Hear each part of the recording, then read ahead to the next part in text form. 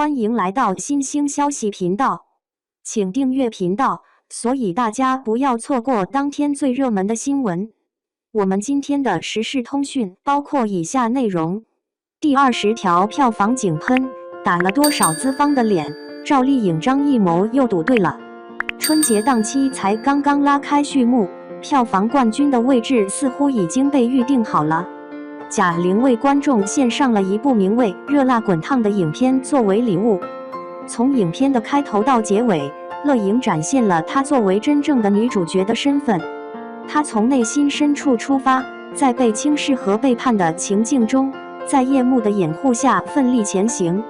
尽管她最终未能获得拳击职业选手的胜利，但她已经超越了自己的极限。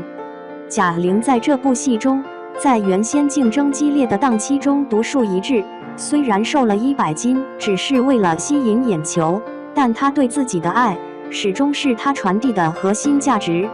现在《热辣滚烫》仅仅上映了2天，票房就突破了6亿，预计最终会超过28亿。如果说你好，李焕英是幸运的，那么第2部的成功就是实力的体现。与《热辣滚烫》大相径庭的赛车主题电影《飞驰人生2》与《飞驰人生2》的核心思想惊人的相似，除了天空，还有人在外，人们始终与自己为敌。韩寒与沈腾的合作持续2天，高达5.8亿。观察贾玲和沈腾的努力，我们可以看到著名导演张艺谋的新电影似乎并不受欢迎，预售时的票房甚至不如动画电影《熊出没》。逆转时空排在第5名的电影《红毯先生》经历了多次改版，既有像刘德华这样的资深明星，也有由宁浩执导的导演，他们原本就能轻易地提高票房，但谁能想到，由于宣传和排片都相对较少，这种过于辛辣和荒诞的喜剧实在是太可惜了。尽管张导在互联网上获得的名过其实和不错的摄影师这样的评价比牛毛要多，但电影《满江红》和《坚如磐石》依然吸引了大量观众涌入电影院，无论其评分如何，票房表现都是令人瞩目的。不得不提的是，第20条在上映初期并没有太多人对其抱有太高的期望，因为许多人已经厌倦了张导的表演。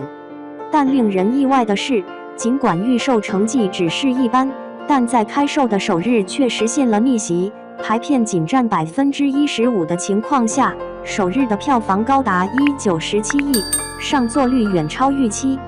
现阶段与《热辣滚烫》相似，这部作品在豆瓣上的开分都是7.9，预期的票房收入将达到大约21亿。张导在进行宣传时，毫不掩饰地展示了赵丽颖这一大牌明星，他对流量有深入的了解，并通过小赵扮演的聋哑人郝秀萍的形象，展示了她的成长与转变。在预告片中，一个面无表情、泪流满面的小人物，在天台的风中乱了头发，给网友带来了一丝微妙的触动。这还远远不足，张艺谋对此大加赞赏，认为他在电影制作中发挥了至关重要的角色。事实上，电视剧第20条中的女主角是玛丽，而女配角则是高叶。赵丽颖只有5分钟的戏份，因此营销小赵过于频繁，导致网友们感到不悦。如果不以电影的核心内容为宣传，而仅仅利用流量演员的苦情表演作为吸引眼球的手段，这难道不是想让粉丝付出代价吗？必须承认，第20条的宣传方向显然是错误的，特别是在大过年的营销环节，演员的表现甚至超过了剧本本身，这一切都成为了预售票房的拖累。在《热辣滚烫》的强烈冲击和《飞驰人生2》的热情高涨面前，张艺谋这一次似乎在比赛开始之前就遭遇了失败。幸运的是，电影一经上映，剧本便公之于众，揭示了喜剧的基调和法律的核心要素，这3个故事线紧密相连。赵丽颖虽然戏份不多，但她的表演却非常出色，有过一段精彩的时光。正如张艺谋曾经提到的，小赵已经不再是过去的那个人，他成功地突破了自己的限制。身体瘦弱的郝秀萍悄然走进了摄像机。她处于社会的最底层，既没有权力也没有地位，是一个聋哑的人，既不能发出声音也听不到声音。这样的她虽然柔弱，但却让人怜悯，是一个受到关心的角色。尽管她的身体看似柔弱，但她并不是软弱的。当她在追求公正和正义的道路上感到绝望时，她那微小的身体散发出了令人震惊的能量。在这种绝境中，她决定勇敢地跳下楼去拯救自己的女儿。小赵这样的形象完全失去了美感。她并不是古偶中那位超凡脱俗的仙女，而是一个经历了无数磨难的底层女性。她的眼神充满了绝望，站在天台上无法发出任何声音，但她的五官和坚定有力的手语都在传达她的绝望和决绝。她被称为秀萍，出生时像浮萍一样，也像坚韧的草。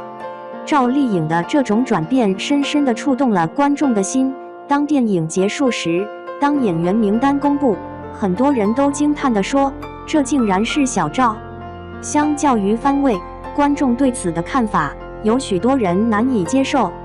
原本赵丽颖的粉丝是因为她的职业转变而来的，但意外的，张艺谋成为了她的粉丝。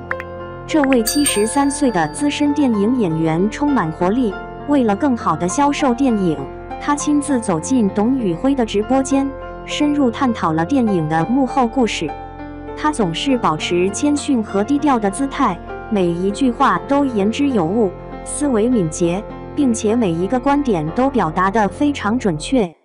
在忙碌中找到了片刻的闲暇，他为春晚策划了一档名为《心意》的节目，将舞蹈与面食的制作技巧融为一体，创意十足，真正做到了别出心裁。第20条这部作品叙述了在大时代背景下普通人的遭遇，涉及3大主题：见义勇为、校园霸凌和正当防卫。马丽在剧中扮演了检察官韩明的配偶，她深爱自己的孩子，为家庭付出努力。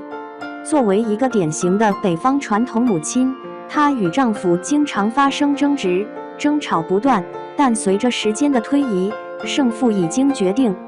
身为一个普通的家庭主妇，她虽然脆弱且不懂得分寸，但她决心为自己的孩子进行辩解。当她的儿子攻击了学校的领导并拒绝道歉时，她在了解了事情的真相后，毫不犹豫地亲自打了学校的领导，用自己的身体去解决不公平的问题。虽然外表看似愚钝，但实际上内心非常细腻和勇敢，如同苔花一般渺小，却愿意勇敢地面对各种风险，为正义发声。马丽的表演技巧非常出色，她完美地扮演了这个角色，并在影片中成为了笑料，给观众带来了恰到好处的笑点。她的表演不仅仅是简单的搞笑，更是充满了细致和生动的情感。与马丽合作的雷佳音在春节档期中是最大的赢家，他的前半部是热辣滚烫，而后半部是第20条。尽管人们常说对大头的审美感到疲惫，但在韩明这个角色中，他绝对是不可或缺的。作为一名中年的检察官，他在职业生涯中遭遇挫折，家庭生活也不如意，身体状况也不佳。他圆润的性格和懦弱的外表都透露出平凡这2个字的深刻含义。尽管他是一个普通的中年男子，但他的内心深处仍然坚守着自己的信念。在听证会的尾声，韩明出现了，他的话语充满了激情和力量，其中最让他难以忘怀的一句话是：一次犯罪导致的是水流的污染，而一次司法的不公正则污染了整个水资源。在一瞬间，我打破了第4堵墙，并与观众进行了一场深入的对话。雷佳音为我们带来了无数的笑料和感动之处，毫无疑问，他是最出色的男主角。说到女2号高叶，她更像是一名女侠，她是韩明的合作伙伴和女检察官，而大嫂陈淑婷则是一位具有霸气气质的女性，她能够独揽大权，运筹帷幄。这一次，她把头发拉直，变成了吕玲玲。她同样雷厉风行，但不同之处在于大嫂只关心自己的家庭，没有底线和原则，而吕玲玲则对领导和恶霸强硬，对弱者则报以同情，给予温暖。在与郝秀萍的对话中，从她的视角看，经典的台词展现了其独特的魅力，如我们处理的不是案件，而是他人的生活，和法律永远不会对非法行为妥协。仅仅站在那里，高叶的声音就显得格外尖锐，他的嗓音明亮，眼神炯炯，心胸开阔，给人一种正道之光的感觉。张艺谋表示，在观看了《狂飙》之后，他决定选择高叶作为演员，因为他的气质和形象与角色高度契合。从现在的角度看，高叶的角色是真实的，他的演技恰到好处，不需要额外的表演，就具有很强的说服力。在第20条中，3名女性角色虽然身份、地位和境遇各不相同，但她们都是维护正义的坚定支持者。为这出戏配音的都是行业内的重量级人物，甚至范伟也参与了演出，扮演了反派角色老村长，令观众感到非常恼火，甚至想要当场给他一拳。在戏份相对较少的学校领导张毅与玛丽发生争执时，两人之间的火花四溅，甚至连配角如蒋奇明、阿如那、李乃文、王骁、丁永岱等，都仿佛将漫长的季节和狂飙的剧组成员都带到了这里。老谋子具备出色的社会观察力，这一次他选择用喜剧的手法来展现尖锐的社会议题。这部电影的基调充满了温情，有些人甚至称其为现代版的秋菊打官司。其严肃的主题和轻松的氛围，成功地将喜剧与现实主义相结合，为电影带来了新的创意。不论是张艺谋还是张艺谋，他们都在不断地探索和尝试，不设任何界限，仅仅这一点都令人深感敬意。不确定明年春节档期他会提交什么样的答卷。